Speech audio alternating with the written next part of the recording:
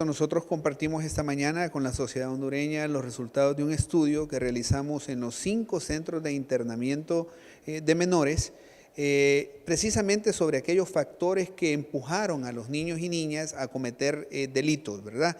¿Cuáles fueron aquellos elementos, tanto a nivel de su comunidad como a nivel interno y de su familia, que los empujaron, que los orillaron a cometer los ilícitos? Aquí hay unos datos importantes de resaltar. Por ejemplo, 8 de cada 10 de los muchachos que están en los centros de internamiento fueron niños y niñas que crecieron en hogares disfuncionales. O sea que dentro de ese hogar, ya sea que no estaba papá, que no estaba mamá o que faltaban ambos, ¿verdad? Que se crecieron prácticamente solos. También otro de los elementos importantes de resaltar es que el 50% de estos niños abandonaron su hogar cuando todavía eran pequeñitos, es decir, cuando tenían menos de 12 años. Eso significa que estos niños prácticamente se terminaron de crecer en las calles o en las casas de los amigos que forman parte de los grupos delictivos. Son jóvenes, niños, niñas que vienen también, aparte de venir de hogares desintegrados, vienen también de barrios de alta peligrosidad. Son barrios donde es fácil adquirir droga, barrios donde es fácil adquirir un arma de fuego, y que eso también les permite tal vez estar, por un lado, más vulnerables, pero también que sean presa de los grupos del crimen organizado.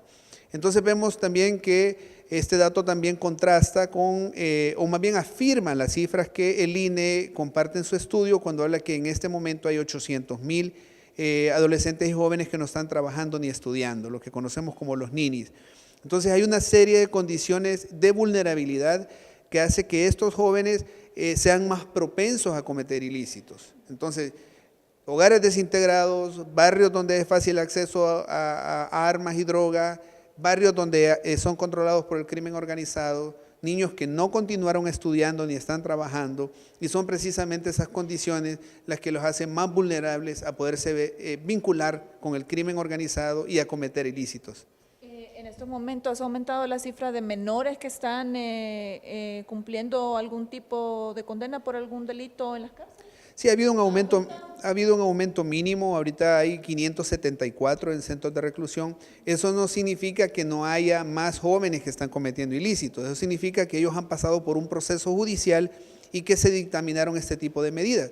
Pero en realidad, como nosotros conocemos a nivel nacional, tenemos alta tasa de impunidad todavía y podríamos afirmar, si eso es parecido en el caso de los adultos, que cerca de un 90% a veces de los casos no se resuelven. Entonces, esta población, aunque pareciera poca, realmente no es representativa de la gran cantidad de niños y niñas que están en situación de vulnerabilidad en este momento. ¿Y cuál ha sido entonces el papel del Estado? Si miramos que estas cifras, en vez de reducirse, van creciendo. Bueno, lo que estamos nosotros apostando con este informe y las recomendaciones que de este se derivan es precisamente que hay que aumentar los esfuerzos en materia de prevención. Eso significa que más recursos deberán ser asignados, sobre todo a aquellos niños y niñas en mayor situación de vulnerabilidad. Muchas veces tratamos de trabajar con los jóvenes ya cuando crecieron, pero ya ellos desde temprana edad, de 12 años o inclusive menos, se ven vinculados con estos grupos. Eso significa que debemos de empezar antes la labor, debemos de empezar desde que tienen 9 o 10 años y ahí empezar a dar estos procesos de formación, dar oportunidades, porque muchos de estos hogares, 70% de ellos, viven con menos de 6,000 lempiras el mes, todo el hogar, o sea, no se logra cubrir ni una canasta básica. Entonces, generar oportunidades de empleo, generar oportunidades de estudio para los jóvenes, invertir más en materia de prevención, focalizado en aquellos barrios de alta peligrosidad y en aquellos niños y niñas que tienen mayores condiciones de vulnerabilidad. Y en estos momentos, ¿qué tipos de proyectos hay, por ejemplo, de estos jóvenes que están en centros de detención, de estos menores? Porque había una problemática ahí, por ejemplo, en Renaciendo, de que no estaban haciendo absolutamente nada, ni siquiera estaban recibiendo talleres, algún tipo de oficio o educación. ¿Qué tipo de proyectos? Bueno, el INAMI hoy estuvo acompañándonos en el panel principal y nos compartió que se están realizando esfuerzos en contratación de personal especializado, en mejoramiento de las instalaciones y en garantizar que los jóvenes pues, se vinculen en procesos de formación. Entonces, lo que hemos las cifras que escuchamos hoy, que de estos 574, hay más o menos 328 que ya están vinculados en procesos de aprendizaje, ¿verdad? De retomar los estudios. Entonces, esperamos que estas medidas realmente puedan dar los frutos necesarios, pero también es importante trabajar en los aspectos de restauración de la propia identidad de estos jóvenes, ¿verdad? Muchos de ellos ya han pasado por situaciones que han traumatizado, les mantienen en una situación, digamos, a la defensiva frente a la vida, una actitud agresiva incluso. Entonces es importante también trabajar a nivel interno en restaurar todas esas heridas que estos niños y niñas han tenido para que después entonces puedan reinsertarse a la sociedad de la manera más apropiada. Y también que mencionó este tema de los ninis, de los que no trabajan ni estudian, han socializado, por ejemplo, con las empresas privadas sobre empleo para jóvenes, porque había una problemática ahí, los mismos jóvenes habían manifestado de que no les están dando empleo, los discriminan por el lugar de donde vienen, por la zona de estos barrios donde hay alta peligrosidad. En efecto, hay varios programas que se están implementando a nivel nacional, algunos de ellos por diferentes instituciones. Nosotros como World Vision tenemos un programa que en este momento está beneficiando a 5,000 jóvenes de precisamente estos barrios, estas zonas de mayor riesgo y peligrosidad, y son jóvenes en alta vulnerabilidad. Entonces, en efecto, estamos dotándoles de las habilidades necesarias, de los conocimientos necesarios y al mismo tiempo avalándoles. Porque ellos pasan por un proceso de certificación y eso nos permite ir al sector privado y decir, estos son jóvenes que han sido certificados por World Vision y abrir oportunidades. Hemos encontrado recepción en muchas de las empresas privadas, sobre todo en la mediana empresa, donde hemos encontrado la apertura, pero no siempre es fácil.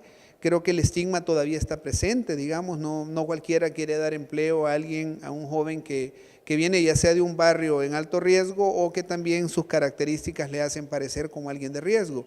Entonces todavía creo que hay un proceso en el cual como sociedad debemos de abrirnos más y abrir las oportunidades para que ellos se puedan reinsertar a la sociedad. Finalmente, ¿cómo está el tema de la legislación con respecto a la niñez hondureña? Porque estas problemáticas son desde hace mucho y todavía no se ve que estas leyes se aplican con rigor. Bueno, yo creo que es necesario fortalecer una política nacional de prevención de violencia. Eso es algo que como organización estamos impulsando en conjunto con otras organizaciones. Garantizar que más presupuestos también son designados, ¿verdad? Porque los presupuestos que se tienen ahora son insuficientes. Y, para ciertas instituciones, sí, como por ejemplo el DINAF, el INAMI. Yo creo que el punto central aquí es enfocarnos en prevención. O sea, si nosotros prevenimos, vamos a evitar más gastos posteriores. Porque a veces nos centramos en los centros de reclusión, en la aplicación de las leyes, que es importante y hay que seguirlo, pero tratemos de dar un paso atrás porque la prevención nos ahorra. Cuando nosotros invertimos en prevención, estamos evitando gastar 10 o 20 veces más de lo que sería en respuesta. ¿Van a incluir también esta problemática que se ha generado tras estas caravanas, niñez, migratoria? Sí, en efecto, este es otro fenómeno que es importante, creo que comparte causas de raíz, como es el tema de la falta de oportunidades de empleo, generación de ingresos, la misma desesperanza, ¿verdad?, que también tiene una influencia, porque hemos visto que en las caravanas muchas personas se han ido y aunque tengan un empleo. Entonces es un tema también hay personas que sienten que ya no pueden construir un futuro dentro del país y tratan de salir de él para buscarlo afuera. Entonces ahí también van muchos niños y niñas vulnerables a los cuales hay que poner. ¿Con estos niños? ¿Si los han regresado? ¿Dónde están? Han habido retornados, algunos han regresado a las comunidades de origen, ¿verdad? Se han reinsertado con su familia, otros todavía están en la frontera, en los albergues, y bueno, son niños y niñas vulnerables a los que hay que ponerle mucha atención, ¿verdad? Ya sea los que regresan o los que están precisamente en la ruta migratoria.